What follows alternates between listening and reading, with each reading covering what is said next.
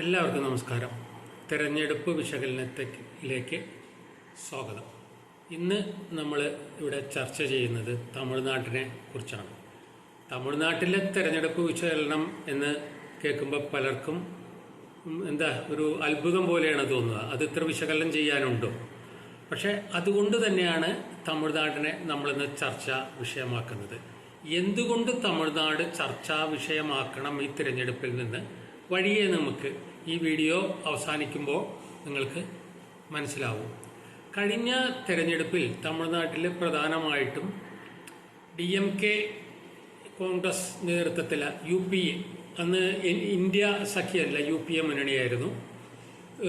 BJPയും അണ്ണാ DMKയും ചേർന്നുള്ള സഖ്യവും തമ്മിലായിരുന്നു മത്സരം. മൊത്തം 39 സീറ്റുള്ള തമിഴ്നാട്ടിൽ 38 സീറ്റും DMK സഖ്യം തൂത്തുവാരി. അപ്പോൾ ഈ 2024 തെരഞ്ഞെടുപ്പിലേക്ക് കടക്കുമ്പോൾ ഉള്ള തമിഴ്നാട്ടിലെ സ്ഥിതിവിശേഷം 2019 അപേക്ഷിച്ച് കുറച്ച് മാറ്റങ്ങൾ സംഭവിച്ചിട്ടുണ്ട്. BJP ADMK മുന്നണിയിൽ നിന്നും മാറി. DMKയുടെ നേതൃത്വത്തിൽ ഇന്ത്യ ബ്ലോക്ക്, കോൺഗ്രസ് അടങ്ങുന്ന ഇന്ത്യ ബ്ലോക്കും AIADMKയുടെ നേതൃത്വത്തിലുള്ളൊരു മുന്നണിയും BJPയുടെ നേതൃത്വത്തിലുള്ളൊരു മുന്നണിയുമാണ് അവിടെ മത്സരിക്കുന്നത്. ഇതേവരെ പുറത്തു വന്ന തെരഞ്ഞെടുപ്പ് വിശകലനങ്ങൾക്കനുസരിച്ച് തമിഴ്നാട്ടിൽ DMK നേതൃത്വത്തിലുള്ള ഇന്ത്യ സഖ്യത്തിന് തന്നെയാണ് ഭൂരിപക്ഷം സീറ്റുകളും ലഭിക്കാൻ സാധ്യത. പക്ഷെ കഴിഞ്ഞ പോലെ തന്നെ 39-ൽ 38 സീറ്റും അവർക്ക് തൂത്തുവാരാൻ പറ്റുമെന്ന ഒരു സാഹചര്യമല്ല അവിടെയുള്ളതെന്നാണ് പലരും പ്രവചിപ്പിക്കുന്നത്. അതുകൊണ്ട് തന്നെ BJPക്ക് കുറച്ച് സീറ്റുകൾ അവിടെ ലഭിക്കാം, അണ്ണാ DMKക്ക് അവിടെ കുറച്ച് സീറ്റുകൾ ലഭിക്കാം. അപ്പോൾ ഇനി നമ്മൾ വിഷയത്തിലേക്ക് നേരിട്ട് കിടക്കുകയാണ്. എന്തുകൊണ്ടാണ് തമിഴ്നാട്, എപ്പോഴാണ് തമിഴ്നാട് തെരഞ്ഞെടുപ്പ് ഫലത്തിൻ്റെ പ്രസക്തി നമുക്ക് അനുഭവപ്പെടാൻ സാധ്യതയുള്ളത്?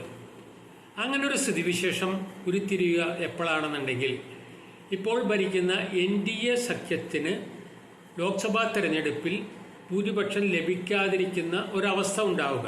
തെരഞ്ഞെടുപ്പിനെ സംബന്ധിച്ചിടത്തോളം നമുക്ക് പ്രവചനങ്ങൾ നടത്താനൊക്കെ പറ്റുള്ളൂ. ആര് ജയിക്കുമെന്ന് തീരുമാനിക്കുന്നത് വോട്ട് എണ്ണിക്കഴിഞ്ഞിട്ട് തന്നെയാണ്. അപ്പോൾ പല പ്രവചനങ്ങളും ഇത് സംബന്ധിച്ച് വന്നിട്ടുണ്ട്.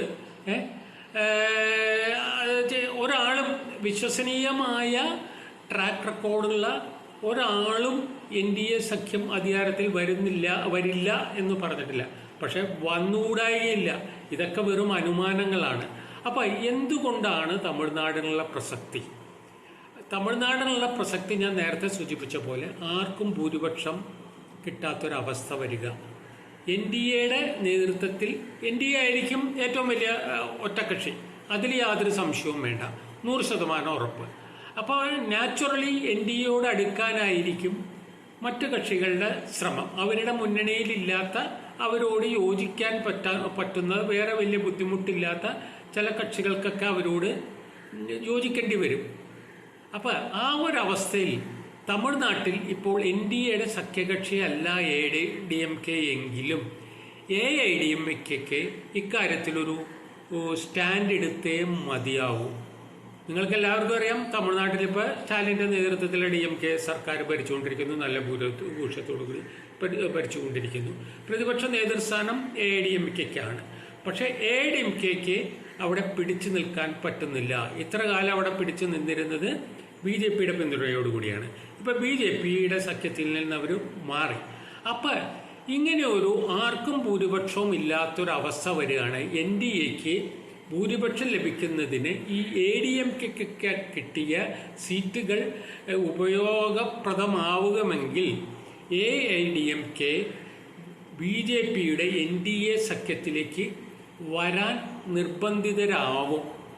AIADMK മാത്രമല്ല, കൂടെയുള്ള സഖ്യകക്ഷികളും വരാൻ സാധ്യതയുണ്ട്. അപ്പോൾ അതിൽ നിന്നുണ്ടാവുന്ന തമിഴ്നാട്ടിലെ രാഷ്ട്രീയത്തിലും തെക്കേന്ത്യൻ രാഷ്ട്രീയത്തിലേക്കും അങ്ങനെ ഒരു വസ്തുത ഇവിടെ സംഭവിക്കുകയാണെങ്കിൽ ദൂരവ്യാപകമായിട്ടുള്ളൊരു പ്രതിഫലനം തമിഴ്നാട് രാഷ്ട്രീയത്തിൽ അതിലുണ്ടാക്കും. തമിഴ്നാട്ടിൽ ഇപ്പോൾ നേരത്തെ സൂചിപ്പിച്ച പോലെ DMKയുടെ ഭരണമാണ്. AIADMK പ്രതിപക്ഷത്ത് നിൽക്കുന്നു. ഇനി തെരഞ്ഞെടുപ്പ് സംസ്ഥാന അസംബ്ലിയിലേക്ക് തെരഞ്ഞെടുപ്പ് നടക്കാൻ കുറച്ച് സമയം കൂടി ബാക്കിയുണ്ട്.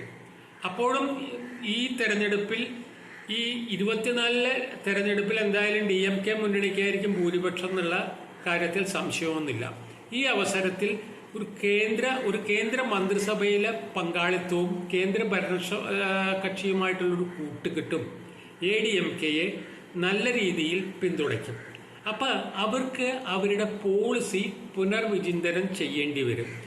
മാത്രമല്ല ഈ കൂട്ടുകെട്ട് അവർക്ക് തമിഴ്നാട്ടിൽ ഇനി നടക്കാൻ പോകുന്ന നിയമസഭാ തെരഞ്ഞെടുപ്പിലേക്കും കൂടി വ്യാപിപ്പിക്കാൻ അവർ നിർബന്ധിതരാവും. DMK ADMK സഖ്യകക്ഷികൾ എല്ലാവരും ഇല്ലെങ്കിലും ADMKയ്ക്കും അവരോടൊപ്പമുള്ള സീറ്റുകൾ ലഭിക്കുന്ന ചിലർക്കെങ്കിലും ഇങ്ങനൊരു പുനർചിന്തനം വേണ്ടി വരും. അപ്പം ഇതുമൂലം ഉണ്ടാകുന്ന ഒരു ഇന്ത്യൻ രാഷ്ട്രീയത്തിൽ തന്നെ ഇതിൻ്റെ ഒരു പ്രതിഫലനം ഉണ്ടാവും. പ്രത്യേകിച്ച് ദക്ഷിണേന്ത്യയിൽ BJPക്ക് കാര്യമായ സാന്നിധ്യമില്ല എന്നാണല്ലോ വൈപ്പ്, കർണാടകം ഒഴിച്ച്. പക്ഷേ ഇതേപോലൊരു ഇത് വന്നു കഴിഞ്ഞിട്ടുണ്ടെങ്കിൽ കേരളത്തിലെ കാര്യത്തിലേക്ക് ഞാൻ കടക്കുന്നില്ല. കേരളത്തിലെ BJPക്ക് സഖ്യകക്ഷികളെ പ്രബലരായുള്ള കക്ഷികളെ ഇനിയും കിട്ടാൻ ബുദ്ധിമുട്ടായിരിക്കും. ഒരു NDA ഭരണത്തിൻ്റെ തുടർച്ച കേന്ദ്രത്തിലുണ്ടായിരുന്നു. പക്ഷേ തമിഴ്നാട്ടിൽ ഒരു സുസ്ഥിരമായിട്ടുള്ള രീതിയിലൊരു സഖ്യം നിലവിൽ വരും. ആന്ധ്രയിൽ ഇപ്പോൾ ആൾറെഡി TDP ആയിട്ട് നിലവിൽ വന്നു കഴിഞ്ഞു. തെലുങ്കാനയിൽ BJPക്ക് സ്വന്തം നിലയ്ക്ക് തന്നെ ശക്തിയുണ്ട്.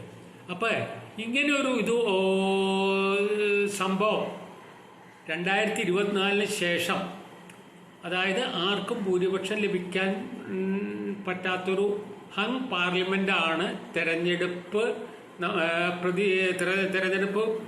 ഫല പ്രഖ്യാപനത്തെ തുടർന്നുണ്ടാവുന്നതെങ്കിൽ തമിഴ്നാട്ടിലും മാറ്റങ്ങൾ ഉണ്ടാവും തീർച്ച.